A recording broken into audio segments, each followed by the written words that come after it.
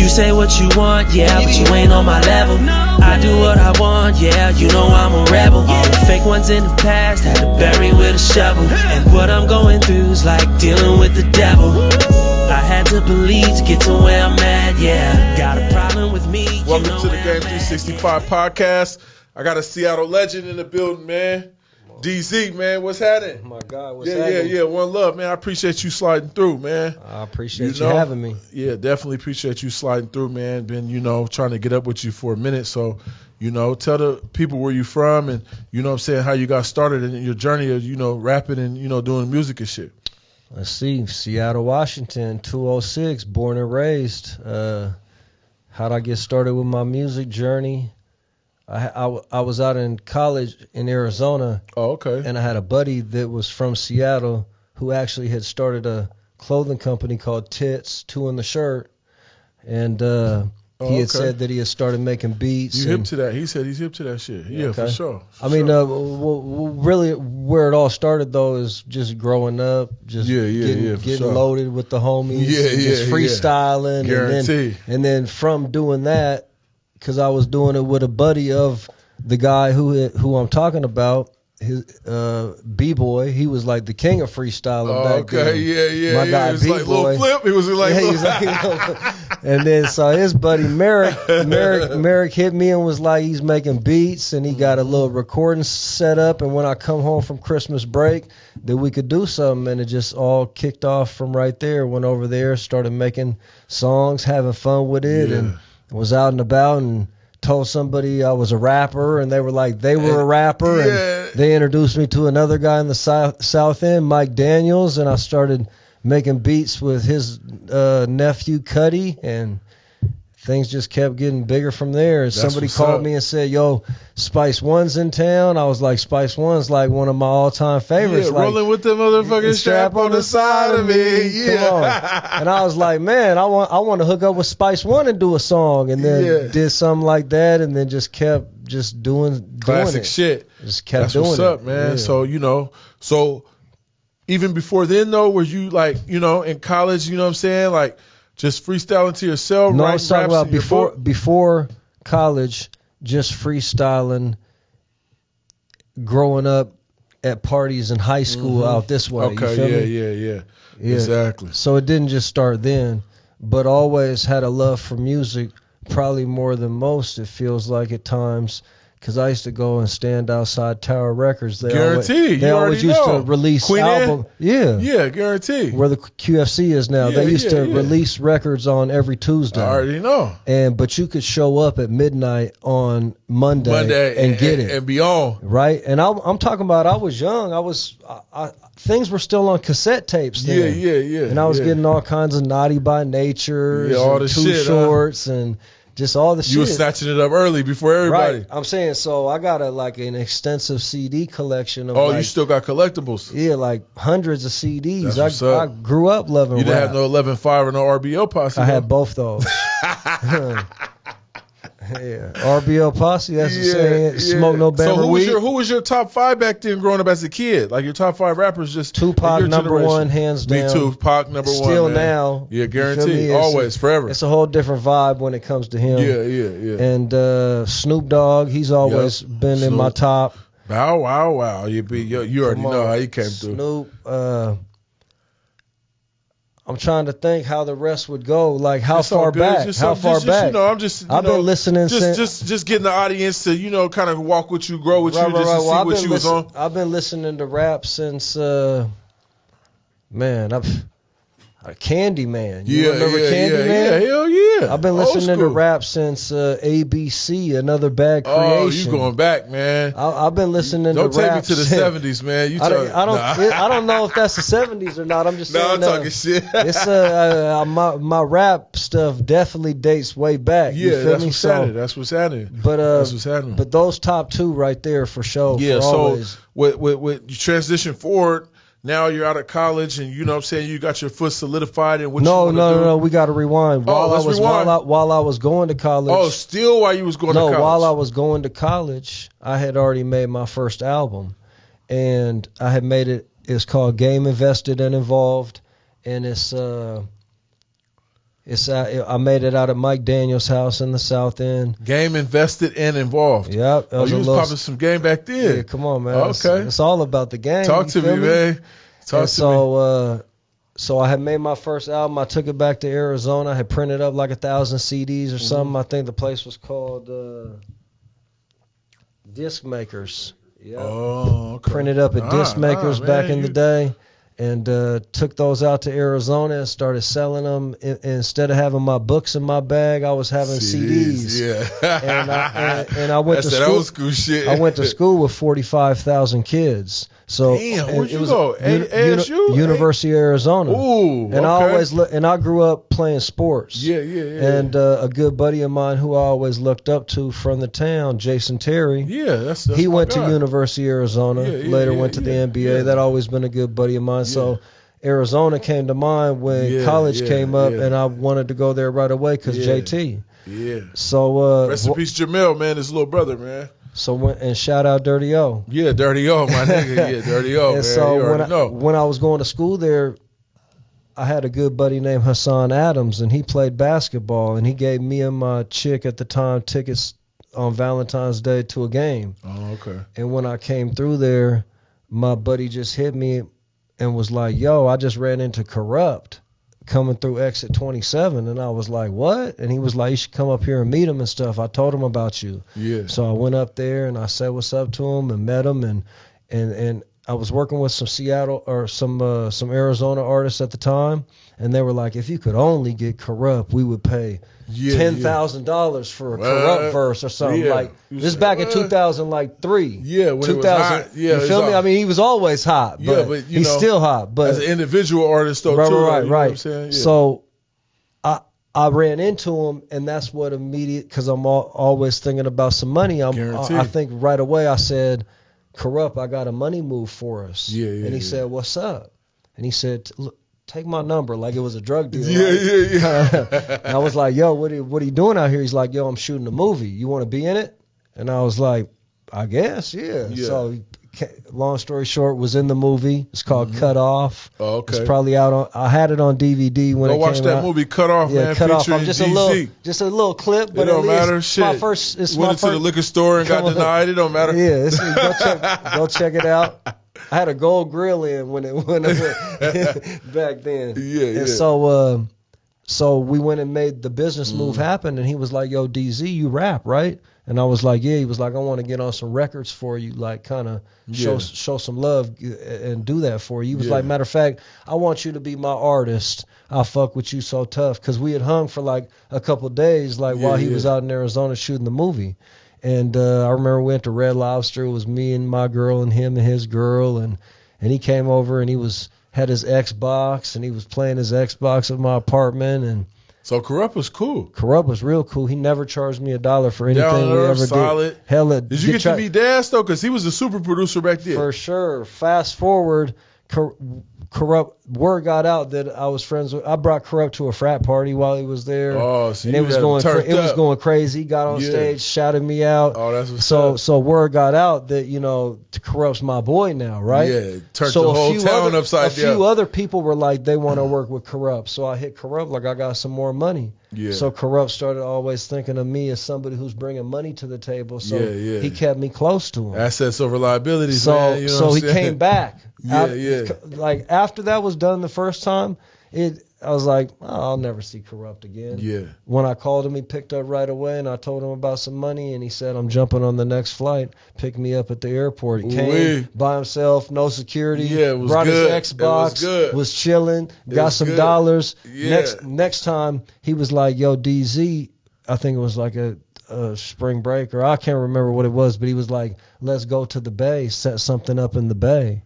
And I was like, all right. So there was like this... remember when you could get like a Google number or something, or like Google Voice number, or like a laser or something. I forget what it was called. Okay. I set up like one of those free numbers. Yeah. And I went on this website called thesickness.net. And I posted that Kurupt's coming to the Bay Area. Anybody, call this number if you want to do a features or anything, like prior to us going, like a month ahead of time. Damn, so you was thinking ahead. You was on some manager, connection type, artist type shit. All that, because I just had started really rapping for real, and I didn't never know if when I started doing it, I was ever going to come out with it, or it was just something that I was doing. About this shit, though. I was just doing, I was making money off negotiating deals before I was making money off of rapping. Oh, okay, so. I mean, I was kind of like almost a manager at that point. You feel me? Yeah. And was that is that A&R manager status, or that's manager really? Really, just middleman. Yeah, so I set up a whole bunch of people start calling me. JT the bigger figure, Messy Marv's manager, Be Legit. They on your line. Going crazy, right? I'm calling them all back. I'm like, what's up? We'll be there. Woo, woo, woo, woo. You got some classic stories, man. So we go to the Bay. I get a rental. I pick Kurupt up. Some random people had hit me up about a verse. We go to San Mateo or something, go to like a building where there's a studio. There's an engineer there. And it happened to be somebody who now is pretty successful. Yeah, that's crazy. At this music shit, and it's this guy, Gazi. Yeah. Gazi's the engineer for a guy who's Empire Records, right? Yeah, Empire Records, who's getting a verse from Kurupt. Yeah. And so I meet Ghazi right there early on while I'm still in college, and he sees that I'm rolling with Kurupt, and I tell him, me and Kurupt got an album coming out, and he's telling me how he does engineering, mixing and mastering, and all this extra stuff. So me and Kurupt do an album that we started when I was in college. It's called Kurupt Presents DZ Sleepless City Living, and he's doing the intro on there. He's rapping on there a couple times. He's got his wife at the time on there, who was also one of his artists, Gail Gotti. She's on there. And so Ghazi mixes it in San Francisco at his spot where I always go to, and he prints up CDs. He does mixing, mastering. Oh, one-stop shop. It's like a one-stop shop, right? He's like telling me like, yo, I'm about to get this deal with Sony or Sony Ingrooves, Fontana, Universal, something. He gets he starts working for them. Yeah. And he says, DZ, I got it up and going. Let's put that DZ Presents Kurupt album that I mixed and mastered through this distribution channel. It's like the first time digital distribution's being launched. So you wrote the wave from the beginning. To get right when Ghazi got his first, when he was, right when everything kicked off with him. So he took that album, he put it out. I was on iTunes, Apple Music. I don't know if Apple Music was a thing, but iTunes, Spotify, everything back then, right? Mm-hmm. Later he learned the whole game, how it works, and was so smart that he went off and created his own Empire Records. Yeah, what we know today for all the artists and shit signed today. And I was on it at first, but he was working out a lot of kinks. And I was always having to call and ask a bunch of questions, and he was getting to be super busy, and I didn't want to keep bothering. And somebody had stop your motion. Somebody had told me about something called TuneCore. And and so I called Ghazi one day and I told him I'm about to go with TuneCore. He took all my stuff off of Empire and I went with TuneCore. But at the time I was really just saying I'm putting my next album out through TuneCore. Keep those 6 albums that you got over there. I want to see what this TuneCore is all about. But he took them down and said, just go ahead, do your thing or whatever, you know. And ever since then, I've been putting all my music out through TuneCore. But shout out Ghazi. That's how I got my first, Empire Music, digital distribution deal. And shout out Kurupt for always believing me and taking me everywhere with him and telling people I'm his little brother from Seattle. And did I ever meet Daz? Yeah, I met Daz 1,000 times. I was spending the night at his house in Atlanta when he had a deal with Jermaine Dupri, and Kurupt was going out there for the summer. I was staying with them guys in Atlanta. We was going everywhere, hanging out with David Banner, the Outkast, Stankonia Studios, and all the big. With that Stankonia. Yeah, all the big shit, man. So shout out Daz. We got a couple songs. Daz, man. Shout out to Dog Pound, all them guys, man. All them guys. Let's fast forward now. So now you're moving and grooving. You got your foot planted in the industry, or what you feel is comfortable for you in the music game. Right. So let's bring it back to Seattle now. Right. Now, how did you get ingrained into the society, to the culture of music in Seattle, and you start really moving and shaking and doing your thing? Because you got about, what, 80 albums under your belt? How many albums you got under your belt? I think the next one coming out is 43. Okay, 43. I said 80. Well, you know. We're still running up. I got some new ones on the way. But that's what I'm saying. 30 to 40 albums over probably 100 or so features and, right, and all people that. You're working with. Explain just how all that shit ran, through just the Seattle culture, hip hop scene, and then just give us a kind of understanding about that, bro. It's always been about Seattle, and and this is where it started. It never left here. I was just saying that I met Kurupt when I was going to college. At the time. I mean, but I was still recording music in Seattle, in the South End of Mike Daniels, and then I think I started recording later with John and Paul Silva. They had high powered. That was in Federal Way at the time. Exactly. Yeah, I already know. And they were working with guys like Sibo and Daz and stuff. Killer Tay, maybe even before me. You know? Yeah, shout out Killer Tay, man. Killer Tay just called me 5 minutes ago. Man. Shout out Killer Tay. Yeah. That's Thug Religion is my favorite album. But anyway, Snake Eyes. Mafioso too. Snake Eyes, man. He's one of my favorites too, man. Ain't no use in running from the truth. But yeah, it's always been about Seattle. But I started trying to do a couple compilations. I think maybe on my third album called The Northwest Wing, and I did like 4 Northwest Wings. And I said I want to collaborate with all the Seattle artists that are up and coming that I know. There was some Seattle rappers that was rapping before me that I knew that I looked up to, type deal, like Gangster Nut. Shout out Gangster Nut. Rest in peace, Gangster Nut. I mean, just a ton of artists that was doing it before me that inspired me. Yeah. So I would reach out to guys like Gangster Nut and other people from Seattle that I wanted to work with or feature on my kind of compilation, Seattle compilation, and fill it up with all kinds of rappers from Seattle, and me just put one verse on there and have them get on there. And this was back when 3 verses was happening.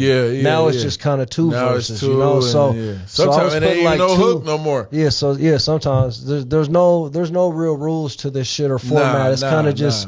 It's a creative thing where you just go. Because motherfuckers got ADD now, so they just kind of they got a short attention span, so it can't be too long. It got to be catchy, and it got to be hot. That's it. It got to be catchy. It got to be hot. Real talk. Real talk. So, you did that. You press play on that. Now you know what I'm saying. You cook it in Seattle, and then where did you feel that you personally felt that? I got a thing with this music shit. I'm going to stay consistent. This is my passion. I'm going to structure this shit to where it'll work for me, to where I'm going to get my money up out of it. But at the same time, I want to build and create with those people I looked up to. The money didn't kick in until just recent. Okay. You mean just 2023? You mean recent like 2020, 2019? Or you mean recent like back in like 2006, 7, 8? Well, no, like... I don't know. I had a lot of favorite rappers. I had a lot of crazy experiences and ran into a lot of people just organically and stuff. You know, there's not many people that I got a song with that I just hit up on the internet and say, hey, let me get a song. Like I actually know everybody that I deal with on a personal basis. So it's kind of like, I don't know. It's all a bunch of networking. You know? So it's just something I do because I love it. You know? That's what they call passion. That's what passion. So like I said, I'm not exactly sure when the money started kicking in, but like I said, when I went to the Bay Area, I ended up hooking up Messy Marv with Kurupt. They didn't even know each other. Messy Marv knew who Kurupt was. Kurupt knew who Messy Marv was. Messy Marv met me orchestrating business for Kurupt, with Kurupt. So his love and respect and viewing of me is that. So he always looked up to Kurupt like most rappers do because he's such a lyricist and a great rapper, also just a great guy in general. And Mess loved me because I brought Kurupt to him. My connection with Mess then stemmed off of that. Messy Marv, for all the people who don't know who I'm talking about.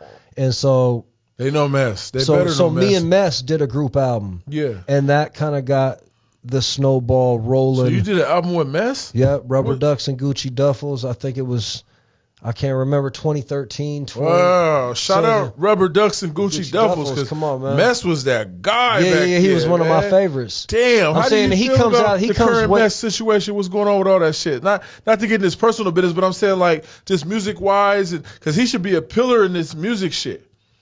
I don't know. I still got love for Mess. Yeah. And I don't know what he's going through. You feel me? Everybody's going through their own situation. You know, personal shit, I don't know about it, but I'm just saying music-wise. He used to really, he's still dope. I think he could still do something dope. You see what Mozzie fuck with him for a little bit, you know? I mean, Mozzie fuck with him for the same reason we all fuck with him. We all knew he was a pillar great in the music game as far as independent and especially Bay Area culture. He got an aspect about him like Tupac got an aspect about him where Mess can kind of really tap in and kind of raps a lot about of emotion, you know. So you can hear the passion in this shit. Yeah, there's something special about him always. You feel me? So that's how I feel about him. But during that trip with Kurupt, I met Mess. Kurupt was like, he's calling out his uncle Be Legit. I end up meeting Be Legit while I'm out there. Yeah, shout out Be Legit, man. I seen E40 just got his own street and shit. So yeah, that's big. They doing it big, man. That's the big. Click, shout out the Click, man. Man, Be Legit, such a humble guy. He always showed me so much love. We got songs, we got videos, he's a great guy too. I mean, I don't know. These are all people I grew up listening to. Yeah, facts. So it's all a dream come true within its own. You feel me? I don't take it for granted. It's a blessing. I'm not sure how. I even ask myself, how do these situations keep happening and stuff? You know what I'm saying? Like, I'm sleeping at Kurupt from the Dog Pound's house on his couch. He's treating me like I've known him my whole life type deal. Real tough. I'm in a room with Snoop Dogg, DJ Quick, and Kurupt, and it's just me, and I'm like, how are these situations happening? You feel me? It must be consistency and be the grace of God and just just all that. So what are you how do you feel about like when everything start really, solidifying itself and then you start building? Who did you start working with and networking with from Seattle just organically by itself? Was there anybody that you can throw in the fold of what you had going on that are some pillars in, your career? Started working with Gangster Nut early on. Okay. I think my very first video was with Gangster Nut. Okay. My very first, because, the internet wasn't always around. YouTube wasn't always around, or at least I didn't know about it. Shooting videos wasn't always around, and the ones that we used to see when we were growing up, other rappers, Fabulous, Jay's, those cost $50,000 and $100,000 out of the label's budget, out of your budget, advance. Like those, like now we could shoot videos on our camera phone if we wanted. Now you got these motherfuckers is better than anything, But my favorite cameraman in Seattle's Lando, man. Shout out Lando. Shout out Lando, man. That's bro. He wasn't always who I was working with. Yeah, Lando, man. He worked from the ground up. Just like how I recorded with a lot of people until I found my cameraman. Recorded videos with a lot of people before I settled in with Lando. Like I recorded at a lot of studios before I locked in with Vitamin D. Like I'm like real particular. Like there's a lot of different pieces to the puzzle. And if you don't got all your pieces together, then you won't even really have as much motion as you could have. And a lot of people it's scattered and shit everywhere. Right. So you got to have your guy who records. You got to have your guy who mixes. You got to have your guy who masters. You got to have your guy who does your artwork. You got to have your guy that does your printing up of your CDs when you were printing up CDs. And then after that, you got to have places to put your CDs. You got to have, connections with record stores to put your shit in there or get it on consignment or whatever you're doing, and there's a lot of record stores or then you got to have the connection or the knowledge how to put your stuff on the internet. A lot of people rap. I'm sure they don't even know they can go to TuneCore.com and put themselves out. People don't even know you can put yourself in the prison system and get money off the prison game. JPay. Yeah, guaranteed. There's and only core certain links for the feds. There's certain distributors that distribute to JPay. The one I go with homies, doesn't I'm gonna start motherfuckers set up a record label. I think they say it has to be edited too. Yeah, I'm gonna set up a record label just to put shit in prison. You should. I am. A distribution company. Man, listen, you know what I'm talking about. Right. You know what I'm saying? Yeah, for real. You know what I'm talking about. Because right now you're giving a beautiful platform for Seattle artists, and other people, you know what I'm saying, that to get their shine on and build your stuff up, and you help them build their stuff up, that would be a perfect opportunity for you to help people that don't know how to get their stuff in the prison system. I don't even think about it. I don't even care about it, because there's a lot of people out here that just do music because it's popular. I can get attention. I can get likes. I can get views. Right. And they don't even care about really making money or the next level. But that can really, and they don't care about their sound quality. No. And they don't care about none. They just care about being famous. Yeah, that's and what attention is the new currency. I don't care about none of that. I did a song with Rich the Factor because he's one of my favorite rappers. Shout out Rich. I did shout out Rich. Yeah. I did. This is his hat, man. I got his orca whale hat on, man. Yeah, guaranteed. You know, and this is my hoodie and my clothing line. So how did that come about? Because I know Wailing is something that he used to speak, Rich the Factor. Right, he still does. How did that come out, you know what I'm saying, the Northwest Wailing? I was working on an album called Northwest Wailing, and on the title song, Northwest Wailing, when I made it, I said, I got to have Rich the Factor on this song. Yeah. And I was dating a girl from Kirkland, some white girl that kept saying, DZ, I'm from Kansas City, you're not even knowing. Yeah. And I'm like, yeah, right. Yeah. She's like, I know Rich the Factor. I'm like, no, you don't. She's like, watch, I'm going to hook you up with Rich the Factor. I think this was during my 4th album that I was making, right? Paper Cuts, because I remember I was at her house looking on the computer, editing my artwork. And she said, like, later on down the line, Rich the Factor's coming to Seattle or Tacoma for a concert. I'm going to hook you up with him. Yeah. And I said, yeah, right, okay, yeah. You know, so not believing her, blow right? on this. Yeah, like, right. So she's like, Rich is in town. And I was like, how do you know? And she was like, because he's got a show tonight. And she was like, I don't know how it came about, but it was not Rich that she knew. It was one of his people in his entourage. Mitch the Mingler. Oh, she knows Rich through Mitch the Mingler. So I don't know whoever this. Diggler? I didn't know. No, it's who I just said, Mitch the Mingler. So Mitch is Rich. So all of a sudden, she confused Mitch all with of a sudden, no, she lied. But shout out Danielle, because she got me in there. Listen to this. Shout out Danielle, man. So Mitch the Mingler. Somehow they hit me. Yeah. It's Mitch the Mingler. It's it's Rich's other buddy Rush. Yeah. Black Water Brothers, man. Yeah, come on. And then it's their buddy Boy Big who sings on their hooks. Yeah. So they tell me, come down to the hotel, let's link up. So I go down there, we link up and stuff or whatever, and they say Rich is in Portland, Oregon, and he'll be here tomorrow, and I got a little bit of weed or something, and they say, well, Rich is going to love you. So boom, Rich gets here. Why they say that? Because Rich loves weed. Yeah. And they're from Kansas City, Missouri. Their weed's nothing like ours in Seattle. Maybe it is now. Yeah, but because that comes from a whole lot of working. I'm just saying, back then, I don't know. I don't want to. I don't know. Anyways, So boom, Rich comes. We link up. We do our first song. It's called Northwest Wailing. And ever since then, I always said my clothing brand is going to be called Northwest Wailing. You know what I'm saying? And Northwest Wailing is basically an expression to Northwest, because we're from Seattle, Northwest. Wailing, like a big old whale. You feel me? So Northwest Wailing's like in Seattle doing it big. You feel me? Wailing. Yeah. I got a couple more questions, man. I always ask everybody, because it's the Game 365 podcast, what's your definition of game? Man, me. But you.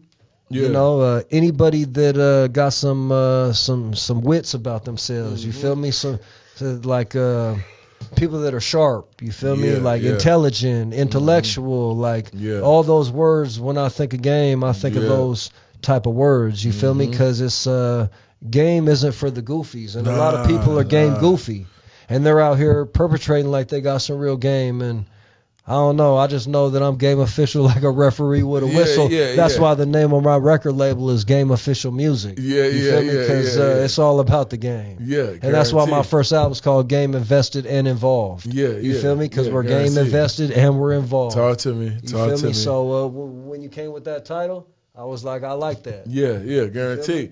Growth, ambition, motivation, excellence, man. Everybody got their own definition. You feel me? That's absolutely. That's just one of them, and mine's is just there's hundreds. There's a million. You know, whatever applies to you, for sure. Whatever you feel sticks with your character, your personality, how you move. Yep. You know what I'm saying? What you got going on, and if it's official, is what's most important. Right. You know what I'm saying? Because there's a lot of game assassinators, right. a lot of anti-max, a lot of people perpetrating the fraud. For you know, sure. So we already know that. You know what I'm saying? It's just how this shit go. You know what I'm saying? It's right. just janky, janky promoters and shit. But last question, man. So being that you're a Seattle artist and shit, you've been in the music game, how do you feel that, the Seattle population, the Seattle culture has took to your music, and how do you feel that, what is your love and support back from the city? Have they been fucking with you? Do you feel that it's 50-50? Is love hate? Do you feel that, you get a lot of love up out of Seattle? How do you feel about, just you being a white artist right. in Seattle, right? That raps but then's been doing my thing, right? Or doing your thing for years, though. You know what I'm saying? I mean, definitely in the streets and in the rap game, it feels like at times being white maybe is kind of a hardship. But on the reverse angle, it's a great thing too, because it makes you stand out. There's not that many white rappers. And the one that we think of when we think of him is Eminem, and they say he's one of the best. That doesn't mean anybody that's white can rap. But I was just saying that definitely it hasn't been easy. It's been a lot of hate. And it's been a lot of hate for no reason. I wonder, is it just hate because I'm white? If I was doing all the stuff that I'm doing and I was black, would I get more love? I'm not sure, and I don't think about it. I'm not sure, and I don't think about it. I'm confident with who I am, and I just keep doing me. And that's all I could do, and I don't really even pay attention to the hate. But so there is some hate, and there's a lot of love too, though. Everywhere I go, it's love. So the haters, that's like on the internet. And that's like somebody that I don't know that says something about me to you that doesn't even know me. That's like the hate, It's not in my face, and also there's no reason to hate me because I never done anything. And you don't even know me. You feel me? And you don't even know me. And you don't even know me. Motherfucker be mad about a bitch or something, about a bitch that just liked your song or some shit, or just, you know what I'm saying, said that the white guys fly, or he got a song I like. Rest in peace, M.80. He didn't like me because I fucked his bitch. Ooh, weird. So on that note, man, welcome to the Game 365. Welcome to the Game 365, man. It might stab you in your back. You never know, man. It's 365 around here, man. 24/7. I appreciate you coming through, man. You say what you want, yeah, but you ain't on my level. I do what I want, yeah, you know I'm a rebel. All the fake ones in the past had to bury with a shovel. And what I'm going through is like dealing with the devil. I had to believe to get to where I'm at, yeah. Got a problem with me.